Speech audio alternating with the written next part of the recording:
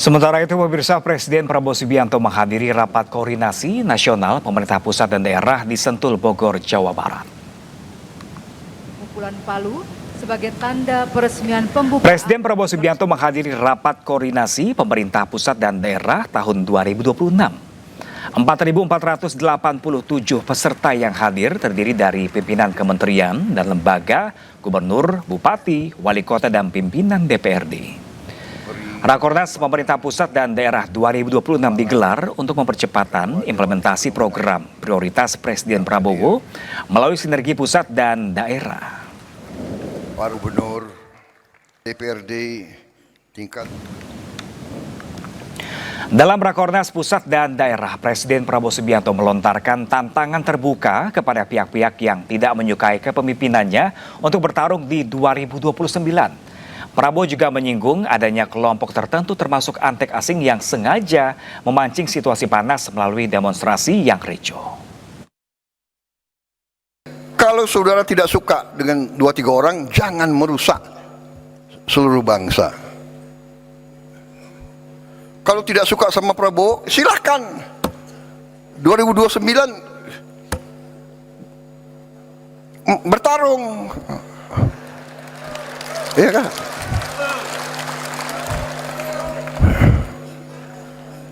Sedikit-sedikit mau demo. Demo boleh. Tapi dia tidak berharap demo, dia berharap kerusuhan. Dan kerusuhan itu mencelakakan bangsa dan negara. Saudara-saudara, kerusuhan mencelakakan bangsa dan negara. Bakar-bakar, bom molotov, saya katakan itu membahayakan. Itu pidana. Saya tidak ragu-ragu. Kalau demo silakan, tapi mau bagaimana mau demo? Kamu 5.000 kali demo, tidak akan ada satu pabrik dibuka. Jadi kelompok-kelompok ini sadar atau tidak sadar, saya yakin mereka dikendalikan oleh kekuatan asing. Yakin saya dan saya punya bukti. Selain terkait antek asing, dalam pidatonya Presiden Prabowo juga kembali memperingatkan soal kebocoran anggaran di tubuh BUMN. Prabowo pun menegaskan para mantan pimpinan BUMN harus bertanggung jawab dan bersiap menghadapi proses hukum jika ditemukan pelanggaran. Dana Sovereign Wealth Fund, saya telah menghimpun semua kekuatan milik negara dalam satu manajemen, satu pengelolaan yang nilainya adalah 1 triliun US dollar. Terus lengkapnya adalah 1040 miliar dolar aset under management. Saudara-saudara, tadinya terpecah-pecah dalam 1040 perusahaan. Bayangkan nggak? Siapa yang bisa manage 1000 perusahaan? Ini akal-akalan. Saya katakan, pimpinan-pimpinan BUMN yang dulu harus bertanggung jawab. Jangan enak-enak kau. Siap-siap kau dipanggil kejaksaan.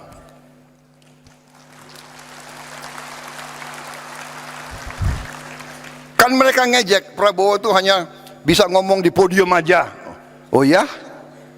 Ya tunggu aja panggilan. Lu jangan nantang gue lo.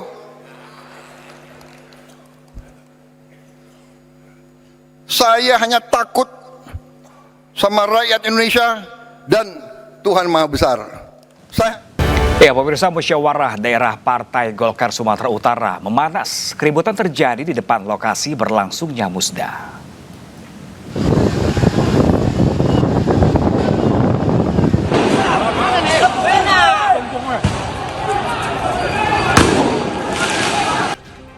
Inilah video amatir yang merekam keributan di depan Hotel JW Marriott Medan, Sumatera Utara.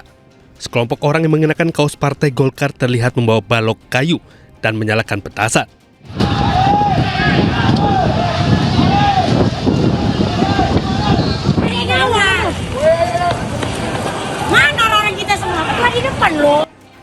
Beberapa di antaranya bahkan berusaha merangsak masuk dan melakukan penyerangan di pintu masuk hotel. Keributan terjadi setelah panitia meminta peserta yang tidak memiliki hak suara untuk keluar dari areal musda.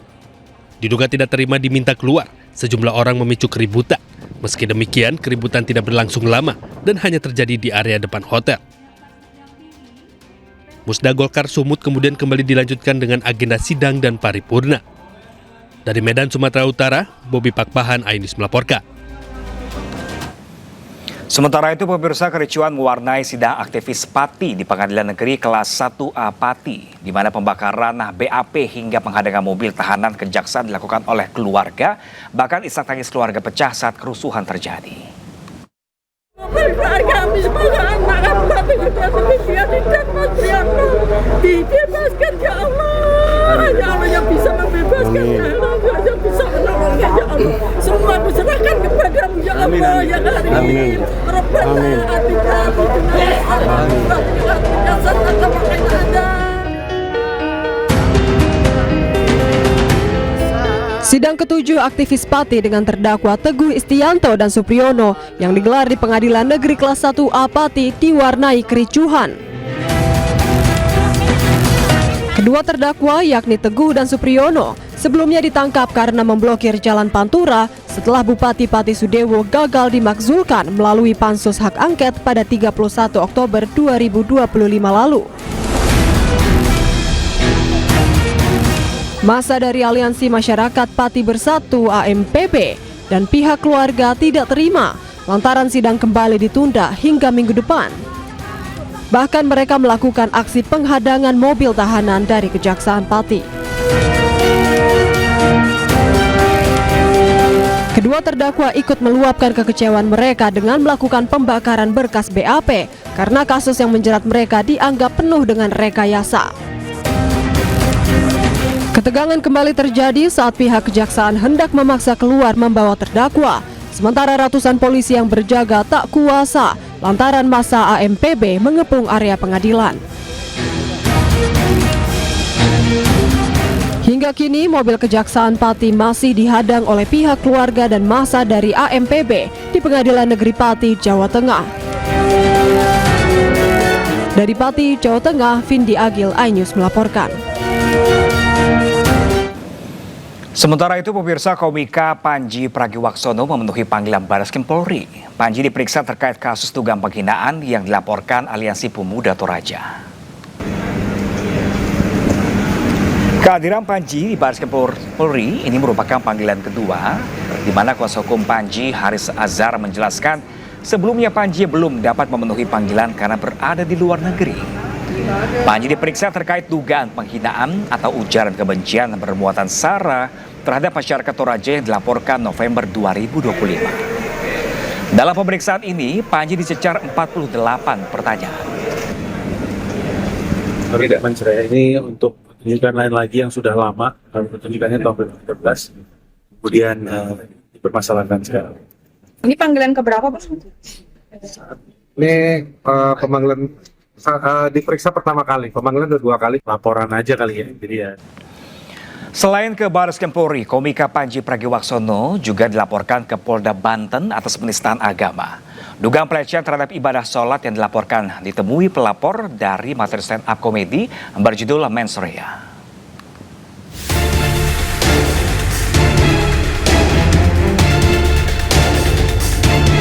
Komika Panji Pragiwaksono dilaporkan ke Polda Banten atas kasus penistaan agama. Dugaan pelecehan terhadap ibadah sholat yang dilaporkan ditemui pelapor bernama Supriyatna, warga desa Cikande Permai, Kabupaten Serang, dari materi stand-up komedi berjudul Mens Rea. Salah satu bagian materi yang dipersoalkan adalah pernyataan Panji yang membahas pemilihan pemimpin berdasarkan aspek ibadah dengan analogi profesi pilot dan syarat sholat tidak bolong. Polda Banten membenarkan adanya laporan dan saat ini masih dalam tahap penelusuran awal. Itu merasa ada pencemaran di sana terkait mungkin tentang agama atau mungkin pribadi. Tapi kita lihatlah ya persesuaian dengan case-case yang lain.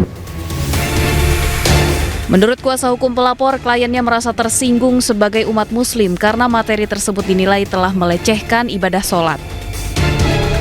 Dalam laporan, pelapor menyertakan bukti berupa tangkapan layar unggahan Instagram Panji dan cuplikan tayangan mensrea. Dari Serang, Banten, Mahesa Apriandi, iNews melaporkan. Mantan Kabar Eskrim Polri Susno Duaji memperingatkan kepolisian untuk berhati-hati menyelidiki kasus dugaan penistaan agama dalam materi stand-up mensrea Panji Pragiwaksono. Penyidik kepolisian harus melibatkan saksi ahli dalam penyidikan kasus ini. Dan berikut cuplikan program Rakyat Bersuara yang dipandu Aiman Wicaksono. Ini peringatan saya untuk junior-junior saya Polri harus berhati-hati. Tadi katanya menista agama.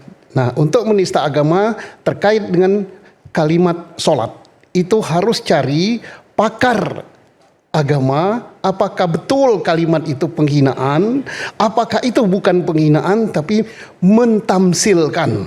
Nah, ini beda, mentamsilkan, apa itu artinya? Mengibaratkan. Nah, menganalogikan. Okay. Tapi kalau itu sudah tertuju kepada misalnya sholat safar dan sebagainya, nah itu kemudian dikaitkan merapatkan barisan, itu dalam konteks apa dan apa. Kalau memang, tapi kalau pelapor lebih dari 10 dan semuanya ulama, ya mungkin nggak susah untuk mencari itu. Ulama Banten juga. Artinya ulama Banten itu udah turun. Ya. Mungkin sebentar lagi ulama Madura. Ya, artinya begini.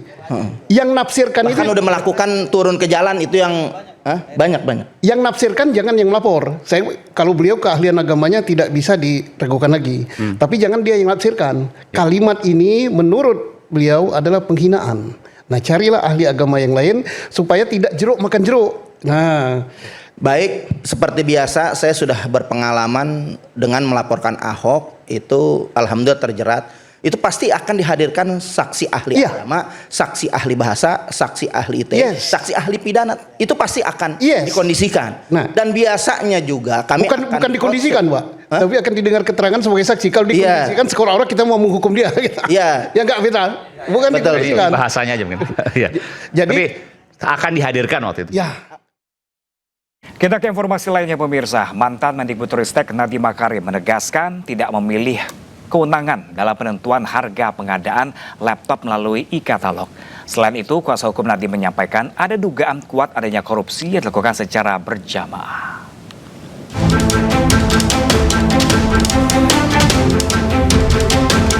Nadiem menjelaskan penentuan harga dan verifikasi produk dalam e-katalog merupakan kewenangan vendor dan LKPP. Menurutnya, Menteri tidak terlibat tidak memiliki peran dalam proses tersebut. Nadiem menilai keterangan para saksi di persidangan menjadi fakta penting yang menunjukkan tidak adanya campur tangan Menteri dalam proses pengadaan tersebut.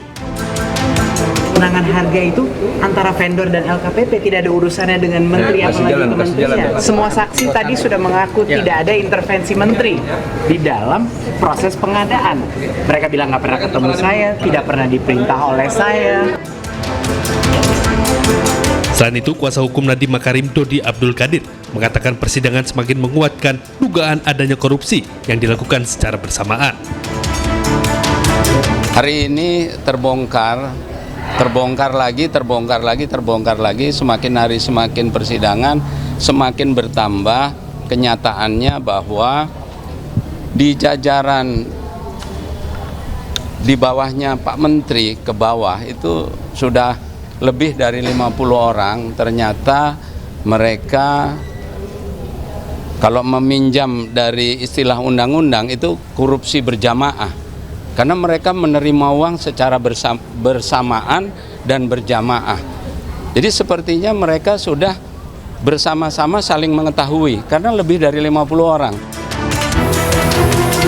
Tim kuasa hukum Nadiem menegaskan perlu ada evaluasi penyeluruh terhadap proses pengadaan dan mekanisme pengawasannya. Mereka menilai fakta-fakta di persidangan harus menjadi dasar untuk menilai secara adil peran masing-masing pihak dalam perkara ini. Dari Jakarta, Indira Utomo Auliasyah, Yudi Richard, iNews melaporkan. Dan selanjutnya pemirsa, Aisyah akan dibawakan oleh rekan saya Fazila Hairudisa. Halo, selamat siang Zila. Halo, selamat siang Pram. Ya, ada informasi menarik apa selanjutnya di segmen nanti? Ya, Pram dan juga pemirsa, selanjutnya ini ada informasi mengenai motif pembunuhan ex-sekjen Pordasi DKI Jakarta dipicu sakit hati karena bisnis umroh gagal. Selengkapnya sesaat lagi di iNews ya.